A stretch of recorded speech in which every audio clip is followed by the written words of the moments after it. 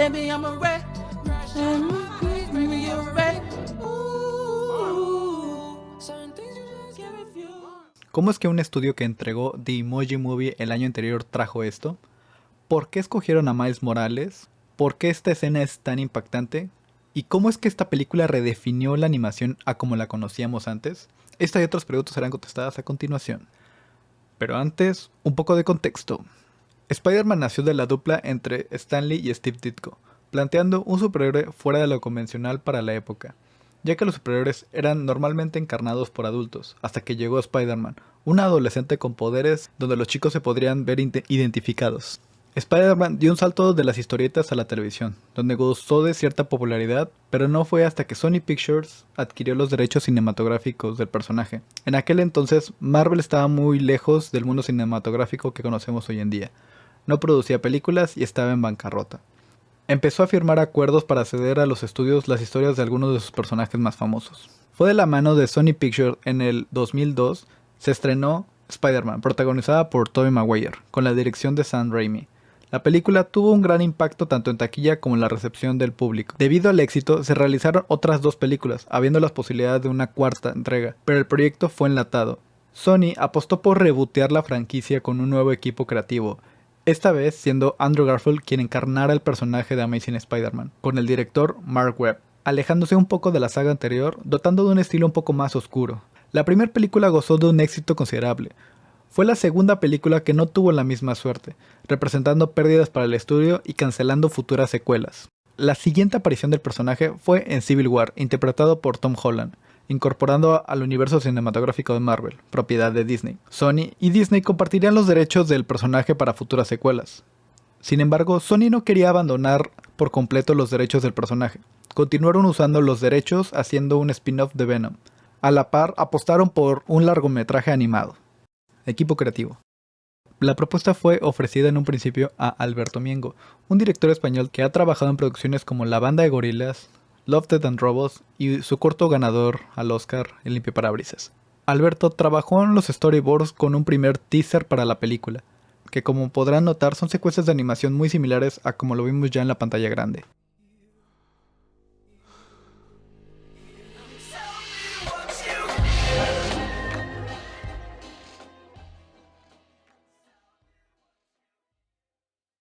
Pero por diferencias creativas se marchó del proyecto. Es entonces que entran 2 nombres conocidos por la compañía, Phil Lord y Chris Miller, habiendo trabajado en películas como 21 Jump Street, pero su paso por la animación también es muy notable, con películas como Lluvia de hamburguesas y The Lego Movie.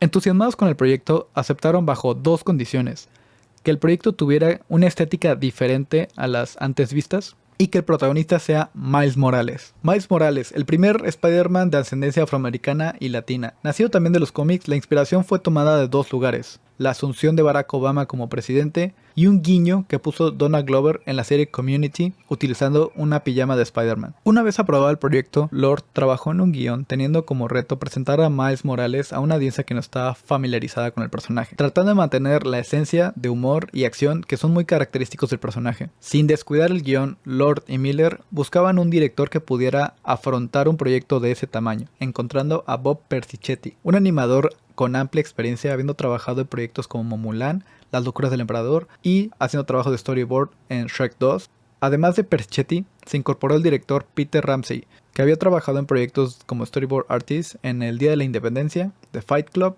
y Hombres de Negro. Además de haber dirigido el especial de Halloween de Monstruos vs. Aliens y El origen de los guardianes. Además de Persichetti y Ramsey se agregó un tercer director, Rodney Rothman, habiendo trabajado en 21 Jump Street con Lord y Miller, escribiendo guiones en el show de David Letterman y su libro Ellie Bird. Con estos elementos listos, hacía falta los actores que le dieran voz a los personajes. El papel de Miles Morales pasó a manos de Shameik Moore, un músico y actor de proyectos independientes. Para los 2 Peter Parker fue un reto decidir quién les daría la voz. En primera instancia se contempló al actor Tobey Maguire, pero esta idea fue descartada. Al final, para el Peter joven, ubicado en el mismo universo que Miles, fue interpretado por el actor Chris Pines, mientras que el Peter del otro universo, apodado en el estudio como Burrito Peter, fue interpretado por el actor Jake Johnson. Igual de importante era Gwen Stacy, rol que le fue dado a Hailey Steinfeld. En la parte de los villanos se eligió a Liev Schreiber como Kingpin, un villano normalmente asociado a Daredevil, Otros actores agregados al proyecto fueron Nicolas Cage como Spider-Man Noir, Miguel O'Hara, el Spider-Man de la escena post-créditos y futuro personaje que veríamos en la secuela de esta película, fue interpretado por Oscar Isaac, y Marshala Ali como el tío de Miles, alias Crawler, sumado a uno de los últimos cameos de Stan Lee, siendo uno de los más icónicos al usar una frase como un chiste que guarda un doble significado. Lo extrañaré mucho. Sí. Éramos amigos, ¿sabes? ¿Lo puedo devolver si no me queda? Siempre queda. Tarde o temprano. La animación. La animación ha tenido distintas transiciones. Las más notables fueron pasar del 2D al 3D, convirtiendo este último en el favorito de muchas personas. Y el estudio insignia que popularizó este estilo fue Pixar, trayendo consigo innovación en cada película y cada vez acercarse a un estilo más fotorrealista, con una pequeña esencia de caricatura pero con mayor semejanza al mundo real. Y no solo fue por parte de Pixar, muchos estudios tuvieron un look muy similar por bastante tiempo, al grado de que las películas se veían muy similares unas con otras. Into the Spider-Verse redefinió el concepto de animación creando un estilo estilizado combinando las propiedades del 3D con el 2D. Estudios vieron el potencial de esta técnica creando producciones con estilos parecidos como The Mitchell contra las máquinas, Eternal Galactic, Arcane, El gato con botas y Las tortugas ninja. Algo característico de este estilo son las líneas de expresión. El equipo de diseño de personajes se encargó de crear una librería de dibujo que siguiera ciertas reglas dependiendo del ángulo en que se viera el personaje. De esta manera fueron entrenando a la computadora para tratar de adivinar cómo irían las líneas. Esta técnica ayudó a darle este estilo de dibujo 2D, donde en lugar de modelar cada detalle en 3D, utilizaban estas pequeñas líneas para dar detalles sutiles y marcar expresiones. Para esta película se llegaron a usar más de 177 animadores, comparándolo con otras producciones como la primera película de Toy Story, en donde se usaron únicamente 27, sí es un margen más grande. Sumado a esto se tardaron un año para producir 10 segundos con los cuales se sintieran satisfechos. Comparándolo con otras producciones en otros estudios, un segundo de animación podría llevar alrededor de una semana en promedio. Para el apartado de animación, en lugar de utilizar la técnica Motion Blur para simular movimiento, utilizaron una técnica muy característica de la animación 2D llamada Smear Frame. Esta técnica consiste en los frames o puntos medios de la animación para simular el movimiento, exagerando las proporciones o duplicando objetos o extremidades. Observemos el caso de la mano de Miles o el martillo de Ham. Phil Lord comentó que toda la película es una historieta, refiriéndose a que puedes pausarla en cualquier momento y verás una ilustración con detalles hechos a mano. Otra de las inspiraciones de los cómics son las ilustraciones de Jack Kirby, en donde usa puntos para representar poder, energía o luz. Otra referencia tomada de los cómics fue el semitono o half tone. Estos tonos generados en las primeras impresiones para dar la sensación de luz y sombra. Además, el sombreado o hatching, característico de las historietas antiguas. Con estas herramientas fueron estilizando la animación, cambiando el cómo funciona el mundo de la película, dotándolas de textura, usándolas para la iluminación, generando luz, sombra y un desenfoque. Notando cómo en esta prueba usan esta técnica dándole una instrucción a la cámara para desenfocar y darle este efecto.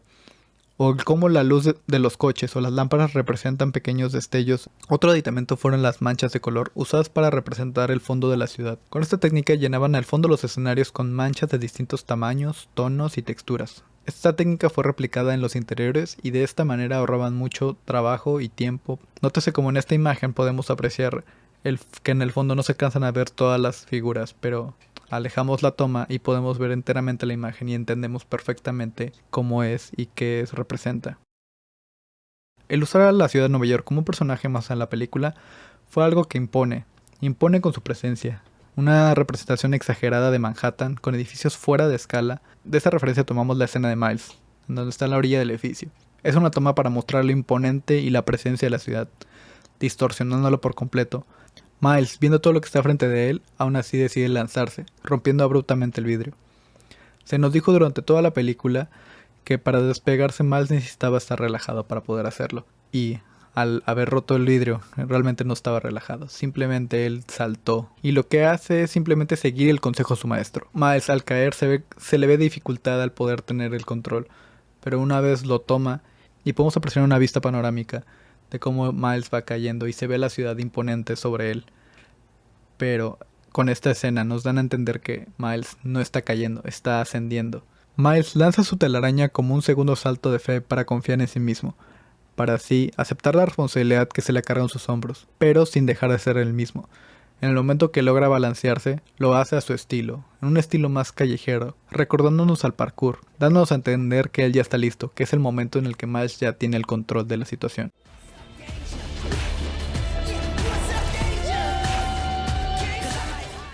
En la pelea final llevaron todo al extremo, creando este mundo abstracto con esos puntos al aire, muy al estilo de Jack Kirby. Y dependiendo de lo que estaba sucediendo, el personaje que estaba enfocado, la paleta de colores cambiaba con base en los colores del personaje.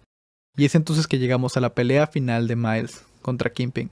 Ya no hay color, predomina más la oscuridad. Y es en ese momento en el que Miles usa su toque para poder ver la belleza del contraste y así terminar con esta pelea. Esta es una película muy especial. Algunos la consideran como la mejor película de Spider-Man, para otros como la mejor película de animación. Eso podría quedar a criterio de cada quien. Lo que sí es que esta película dotó de mucha inspiración a muchas personas, no solo estudios de animación, sino también animadores independientes, sumado a una gran oleada de personas buscando convertirse en animador. Si algo nos enseñó Miles, es que a veces solo necesitas dar un salto de fe, para dar un paso importante. ¿Y tú, ya hiciste tu salto?